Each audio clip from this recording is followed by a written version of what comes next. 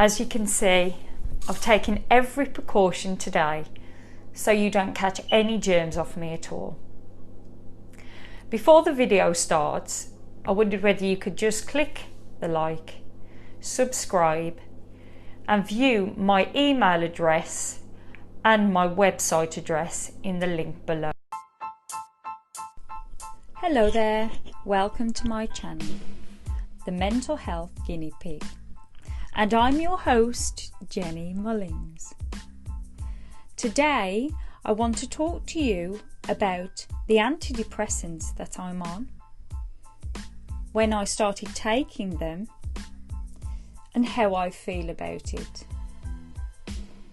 I also want to talk to you about supplementation and how I changed my perception on them to be more integrative. I just wanted to clarify here that I'm not a doctor. In no way am I giving medical advice.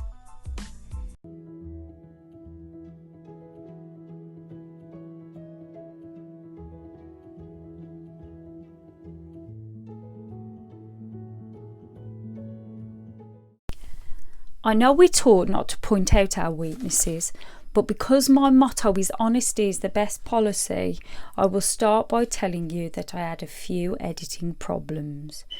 I chopped off parts I didn't want to, I lost other segments of the video, and it took a long time trying to free up enough storage space to create what you're about to see. So as you will see, I've missed out the first few seconds of this video, and there are a couple of mishaps going through. But I do, however, have another mantra, and that is there is no failure, only feedback. So I'm chopping this video up as that, a learning curve. So I hope you like my first attempt at making a video, with mistakes and all. Where I believe my mental health journey began, I believe that was when my father died. I didn't process the situation like I should have. I rushed into wanting to have another little baby when what I really should have done was deal with the matter in hand, which was grieving for my father. I didn't, and things progressed, and we had another beautiful baby, which I don't regret in the slightest. But yeah, that's when life started to change, and then this initial bout of depression and anxiety came into play.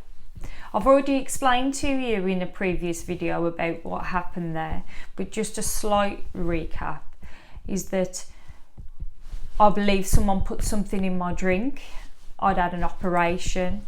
I was being quite burned out at that time, and I think my body was just really overwhelmed. So yeah, it all started from there.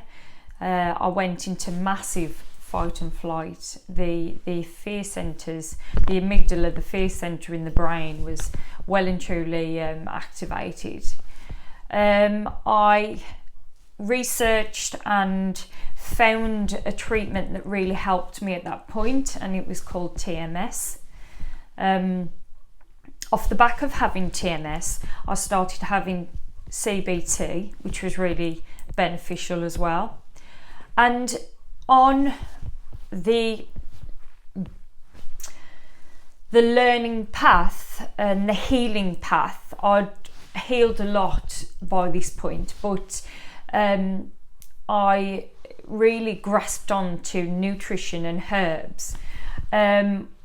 Now looking back on this point, I'd really done a lot of healing, and this is why finding natural herbs and vitamins and minerals and other therapies was exactly the time I should have, because I was out of the darkest point in that bout. So I found a lot of nutrition, and I was researching all the time, and I decided that that's what I wanted to do as a job, was to be a nutritionist and supplementation advisor, and believing that it really came into my life at the right time, and I still believe that. So what I started doing was, as I say, researching and really having in mind what I learned for future clients. So then, I'll go through this mound of vitamins and essential oils and all the rest of it in a moment. But I just want to fast forward to then the second experience that I had, and this was due to me not being aligned to my core beliefs, and now I understand this, and I stopped really taking care of myself with not physically. It was more that I wasn't in line with what my brain felt I should have been in line with the nutrition, with the healthy living. I was drinking a lot over a weekend and sort of justifying it by saying, but this is what we do in our country, we drink a lot of alcohol the weekend. I'm not doing anything any different. And as I stated before, I had injections under my arms to get rid of the fat cells, and I knew that there was something that wasn't right about those injections. So I think learning that now with needing to be in line with your core beliefs is really important, because if you're not in line with your core beliefs, your brain, you're going to keep beating yourself up. So really, you're sort of doing something that's not really what you should be doing, and you're also giving yourself such a hard time because you should be doing better. And this is what happened with me. I started to really neglect myself in that way, and then hence I went through depression and anxiety again. So it was a very different story for me the second time around, because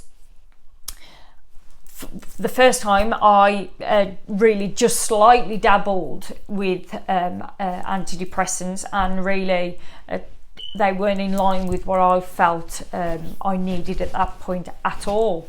I was really antidepressants, and I came into the second experience feeling the same way, because I was trying so desperately to heal myself. I wanted to try this, I wanted to try that. I sort of, a couple months in, went to the doctor and started on some antidepressants.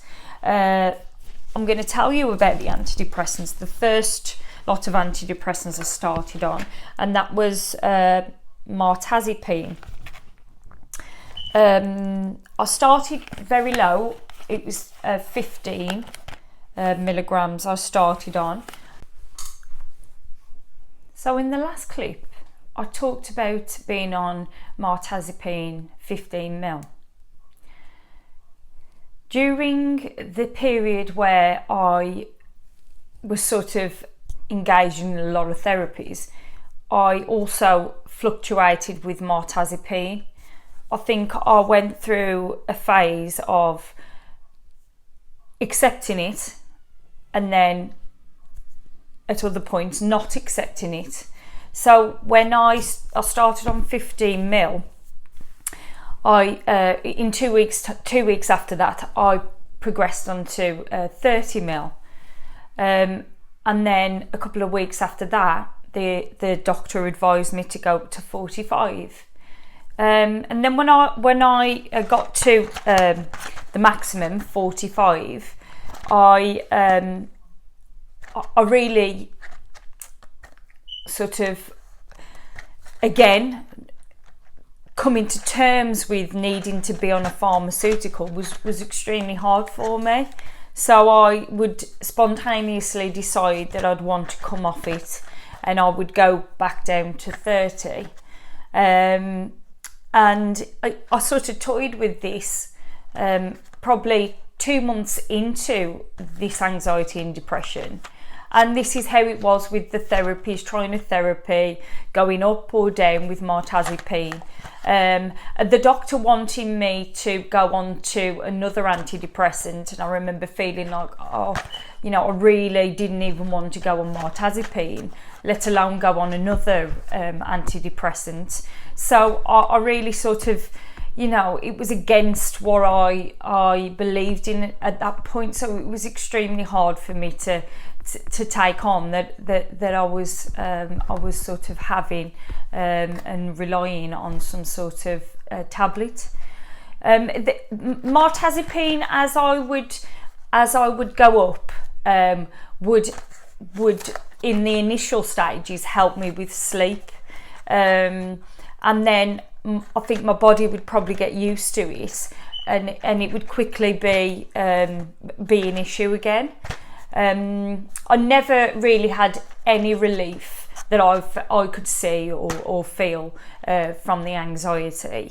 So yeah, that was up until probably I was on 45, and then I came down to 30 ml probably a few weeks before going in the hospital. As I said, the doctor put me on. Wanted to put me on a medication in the morning. I reluctantly agreed to that, and I started on mirtazapine first thing in, not mirtazapine, sorry. I started on citalopram first thing in the morning, and that was, I think I went into starting that SSRI feeling that it was going to be absolutely awful to get onto with what I'd experienced the first time going through this, and I was correct. I think part of it was the fact that I guessed it would be a real issue for me to get onto it, and obviously if you're telling yourself these things, then your brain follows suit. So the anxiety at that point really went sky high. So it was really awful for me to get onto. I think at that time, I was on doing neurofeedback. I had the machine at home, so there was always something I was doing in conjunction with something else. I would always sort of throw as many things as I possibly could into wanting to heal. So yeah, that was regards to where I stood with my antidepressants. I'm going to go into more detail about the regime that I went on to when with my stay in the hospital, and the regime that I'm on at the moment. I will do that in another clip going forward. So I'm going to start talking about the vitamins and minerals and herbs that I used. I'm not going to talk about all of them today because as you can imagine, I'll be here all day. So I'll just break down some of them. I told you about the chamomile tea, was a big player for me.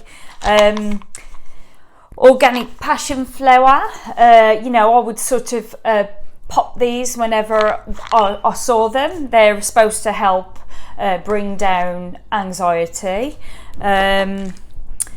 Turmeric and curcumin. I will go into detail about my love of turmeric and curcumin and piperine, which is black pepper. I'll use that as another video because there's a lot of things that I want and facts that I want to tell you about that beautiful herb. I also used passion flower. Again, is supposed to lower anxiety. Lemon balm extract with inositol and L-tyrosine, 5-HTP, the B vitamins. Again, I'm going to go into detail with the B vitamins because they still play an important part for me. And then, so I would use L-tyrosine in the morning, and that works on your dopamine receptors. So that's supposed to create more dopamine in the synaptic nerve. So it's like your pleasure centers, your reward center. It's almost it's like the drive. So it would help with that feeling like you want to get things done. I started taking that as a crutch in the morning, using that every day. Mind Calm. Now this has 5-HTP, chamomile, L-taurine, L-theanine, L-tryptophan, magnesium, cherry extracts, niacin, valerian root, and vitamin B6. So again, I would put this in my tea whenever I possibly could. I even tried, the Nital that we've all heard about. Now with the B vitamins, I would also add more B3. There are sort of really 3 ways of getting B3 in. There's niacin, or there's niacin flush, or there's niacinamide, which I researched a lot about helping with depression. A lot of people really relate to having niacinamide or niacin in their diet when they're going through depression. However, the way that I used it, I didn't really feel any relief. Chamomile, this tea I would literally drink from morning to night. I think at that point I stopped drinking my usual pints of water and I just started drinking chamomile. I'd probably have about 6, 8, maybe even more of these a day in a desperate attempt to just sort of calm me down. I would use tinctures and different herbs as well as this tea. So I would use certain adaptogenic herbs. I am going to talk in another video about adaptogens and the tinctures that I made. But any opportunity to throw any homemade tinctures in there, I would. Again, just in a desperate attempt to bring down the anxiety, but which was fueling the anxiety really. So yeah, I would just kind of have tea after tea, put tinctures in. The tinctures that I felt were going to be the most beneficial to me were holy basil, ashwagandha, ginseng. There was a lot of adaptogens that I would just sort of throw in the mix. But I still believe in adaptogenic herbs. Again, it's just the way that you're using it. I now believe that I'm using them in the right way. But at the point where I was sort of throwing adaptogens in, I think it was because my hormones must have been all out of kilter, and I wasn't having my periods. My periods stopped. That was a cause of concern. Well, another cause of concern, should I say? Because really, before going through that, my periods were just so were just wonderful. I came on at the right time. I didn't have any pains. It was I had my my cycle. It was great, and so obviously it was worrying to me when it changed and I stopped having periods.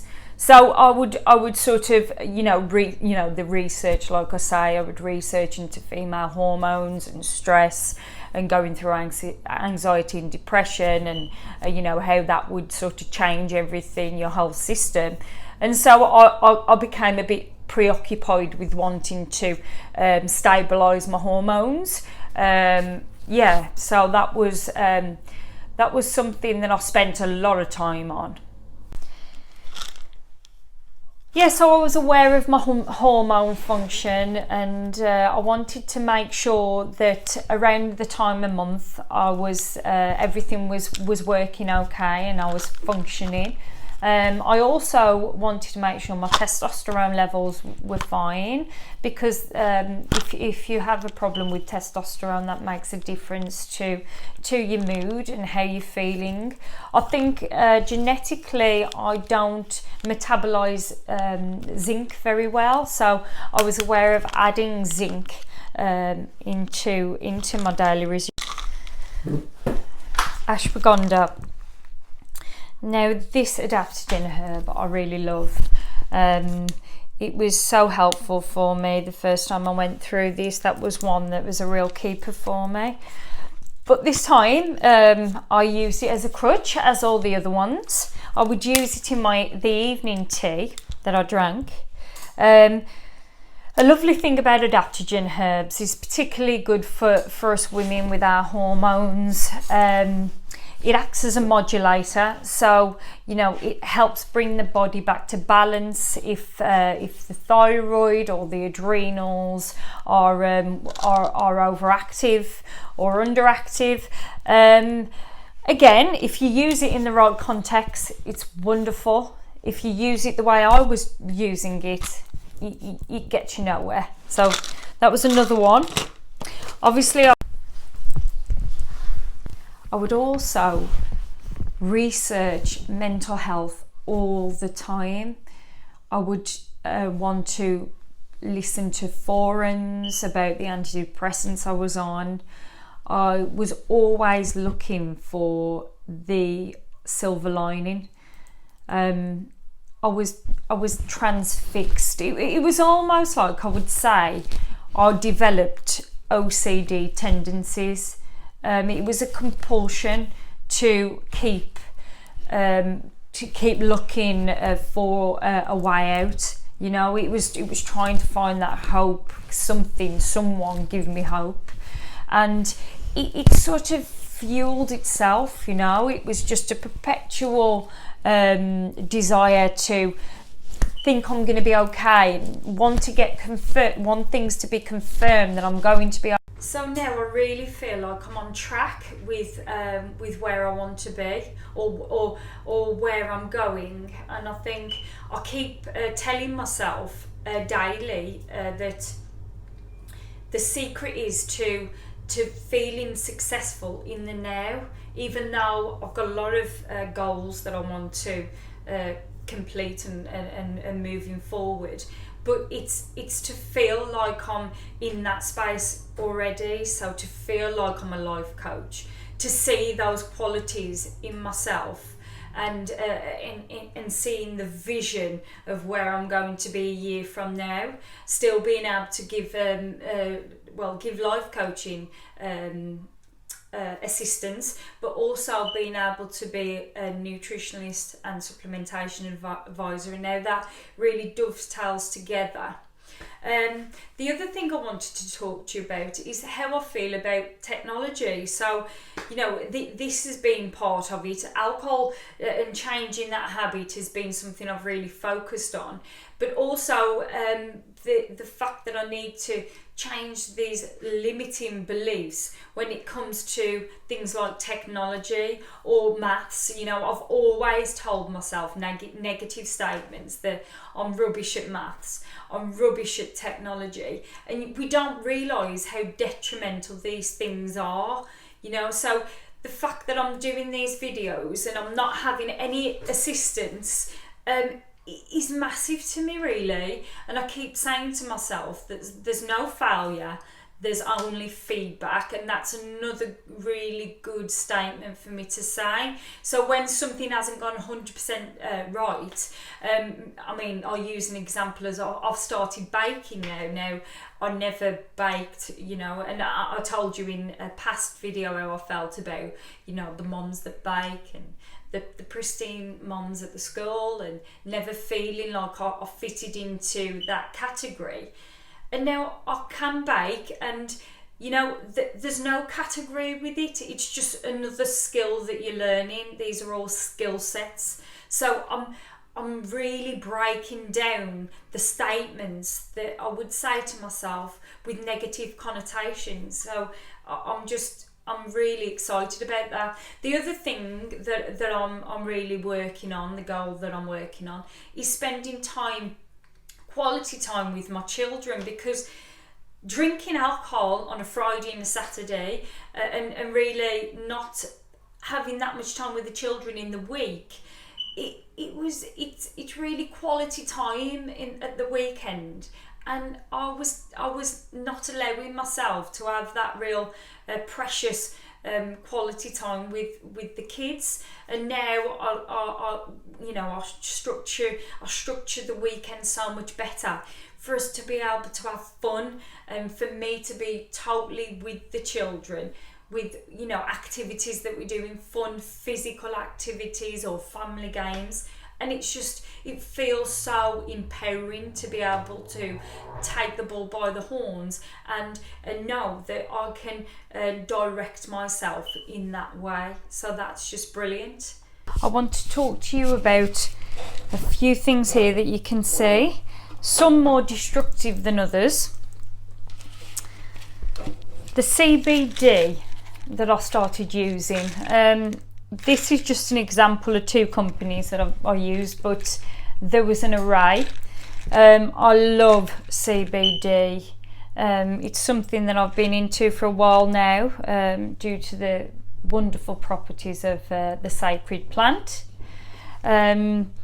We have what's called endocannabinoid system in our body, and basically the CBD and the THC from the sacred plant, it's the exogenous form. So exogenous means we get it from outside of ourselves.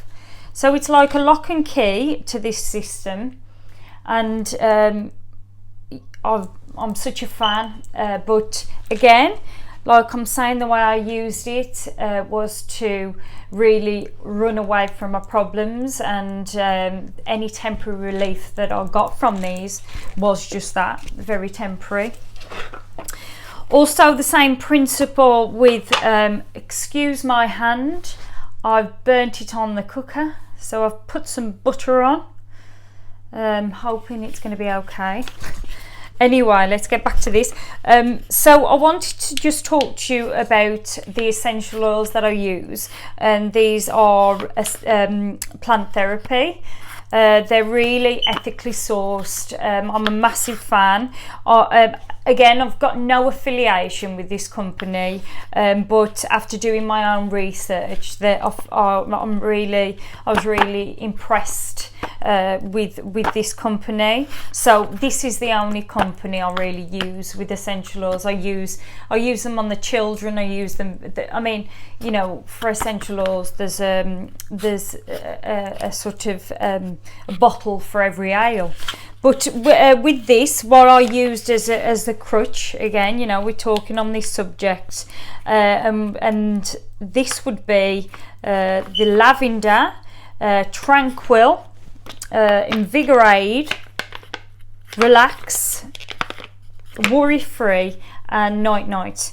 So those were the ones I used after I had a bath, or in the morning, in the evening, whenever I felt like I wanted to apply these, and I would put them on certain areas of the body. I would use fractionated coconut oil.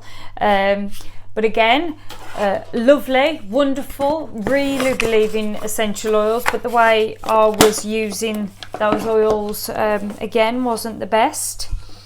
And then we come to the destructive part of the depression and anxiety I went through, because I was so desperate to heal and to get out of the situation that I was in. A lot of the time I just wanted to knock myself out. I just wanted to be away from the reality of dealing with the pain the way that I was, and on the odd occasion I would turn to whiskey, brandy, wine, lager, whatever was in the house basically. And I would use this as a means of sort of either to knock me out or to just take me into another sort of dimension where I would not feel so scared and not feel so in pain. But again, with alcohol being a poison, it's only temporary. It adds to the problem because alcohol stops you sleeping properly, and it affects your heart. It affects so many of your organs that, in the short term it might be relieving a little bit of the pain, but long term it wasn't the best thing to do. This was one of the things that I felt really, really disappointed in myself about. There was a lot of things that I would beat myself up about, but towards the end, I became increasingly more desperate. We had to take alcohol out the house. I told my mum and my husband that we weren't to have any alcohol because I weren't to be trusted, because I would want to basically knock myself out with it in the middle of the night. So it became a thing where we couldn't permit to have alcohol in the house, and the only alcohol that I had was this in a cabinet, and this was my wonderful, beautiful dad, who I loved to pieces, and he was my hero. But Dad, because of him being a political figure, he had these beers made in his name, 100% Dennis Ale, and he was particularly proud of this. He loved Banksy's, and it was a real honour for him to have this 100% Dennis Ale in his name. And of course, we kept some of them because I'm really, really proud of it, and it was all put away nicely.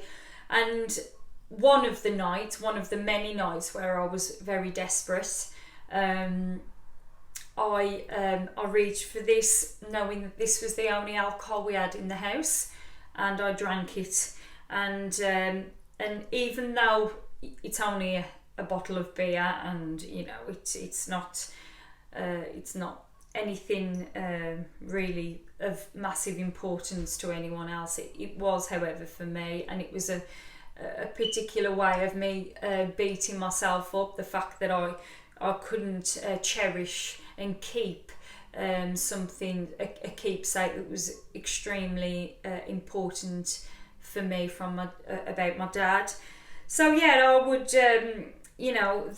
those sort of things, I would do something spontaneous because out of sort of desperation, and then beat myself up because it wasn't in line with my core beliefs. And core beliefs are, which I've found out now, are extremely important, and to try to live up to your core beliefs. Obviously, if they're detrimental, you want to change them. But for me, I realise, and I started to realise when I was in the hospital and having the time to really think, that if you're not in line, if you're not working towards what your life's goal are, and your dreams, which for me, I wanted to have clients where I would give nutritional advice and supplementation advice, but then I would be drinking. This was sort of moving away from going through anxiety and depression. In between, where life was good, I still had this need to drink alcohol every weekend. You know, it was a belief system, a negative belief system that I had, that I would be almost less of if I didn't go out and have my quota of drink over the weekend. You know, I needed alcohol to relax, and you know, I'll talk about this in another video, but how now I realise that was particularly detrimental to me, because I would do something that wasn't in line with my core beliefs and I would beat myself up about it. So, you know, it was really something that I needed to grab hold of, which I feel like I'm working towards now, which is absolutely wonderful. I really feel like I'm in a creative space in my life. Antidepressants. So I sort of going to tell you about how it fitted into my stay in the hospital, and coming out the hospital, and you know, going forward, what the plan of action is, putting that as a, again, goal setting for me. So, and really, you know, adapting to life with needing to take medications. As I've said, I've never taken a medication before for any length of time, and so it's really just getting to grips and remembering to take these tablets, you know, that, because I'm sort of a million miles an hour at the moment, and I have to set an alarm every time I'm supposed to take a tablet. But anyway, let's start off by telling you what. So we've done mirtazapine. So when I went into the hospital, I was on 30 ml of mirtazapine, and I went into the hospital with being on 20 milligrams of citalopram. So that was my introduction to being in hospital with regards to the tablets. Then, more or less, as soon as I went into the hospital, the doctor put me on quetiapine. And quetiapine is mainly used for bipolar or schizophrenia, and it works to sort of adapt to the mood. So so obviously, if people with bipolar, they have these swing in moods. So, you know, 1 minute the individual can be sort of really on cloud nine and feeling the world is wonderful, to then dropping down to have depression, and it's these highs and lows. And quetiapine is said to act as a sort of modulator, so it stops you from going so extreme. But even though I'm not bipolar or I don't have schizophrenia, it's also used for unipolar, and unipolar is not the fluctuation, but just the low mood and extreme low mood. So that's why the doctor prescribed those for me. Going forward, as the time went on, sort of in increments, putting it higher and higher. The doctor didn't feel like citalopram was doing its job. Citalopram's the SSRI. He believed that wasn't doing the job it was supposed to. So he put me on to venlafaxine instead. So I had to come down over a period of days and then start venlafaxine. Venlafaxine didn't give me really any issues. None of these really have given me any really bad symptoms, which I assumed they would, because you hear about all these things. But no, it was pretty okay with getting onto venlafaxine. So much better than when I got onto citalopram. Again, I'm going to say at this point, I'm not giving any medical advice. I'm not giving any advice at all. This is just me telling you the regime that I'm on, my personal regime. So obviously I've talked to you about the way I feel about being in the hospital, which I'm at some point I am going to. I know I'm jumping around here, but I am going to come back to part 2 to talk in more detail about the hospital. But for now we're just doing the medication side of things.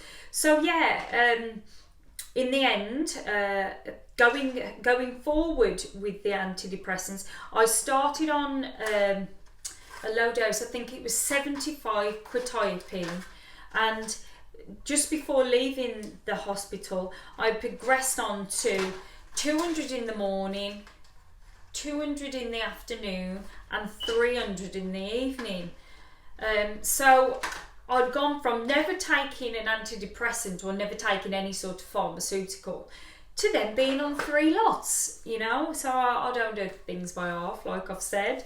But yeah, that I think once I'd got over the 2 medications that I was initially on, I think then adding something else was sort of okay with my mind, and I had a lot of time to think to myself that, you know, we hear about this all the time, that when your arm breaks or your leg breaks, you'll take tablets for that, pain relief, or, you know, anything to help you with that specific problem. But when it comes to the mind, we're really reluctant to take medication, and again, because of your core beliefs, it depends on your core beliefs. So it was a real double whammy for me, because I was so anti-pharmaceutical, but I had got my head around the fact that they were there to help me, and I just had to really suck it up and do what I was supposed to do. So coming out of the hospital, I've kept that regime, and it seems to be working for me. As I've said before, that it's not the quick fix. It's not the silver bullet, what everybody thinks it is. You really do have to work on yourself. You know, me stopping the majority of my drinking, you know, putting a priority to spend more time with my kids and my husband, quality time, you know, where I'm not taken away, putting effort into technology, you know, these videos, and also my course, you know, being really proactive with that. The tablets don't give you that comes from yourself, so you've got to be really prepared to put the work in. So, you know, that combination for me has worked brilliantly. So I think we're going to wrap up today, and I've really enjoyed talking about these. I mean, when I think about it, I think, really, all this, you know, what were you thinking? You were totally obsessed. But, you know, it's learning curves, it's life, the life journey, and growing and hopefully progressing to be such a better you. I feel that, again, going through this second bout of anxiety and depression, how could I possibly learn anything else?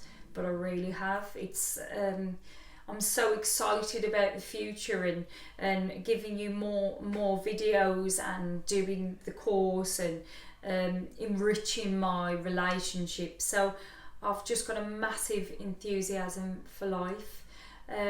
Yeah, I'll see you in the next video, and thank you. Please click the like and subscribe. Thanks.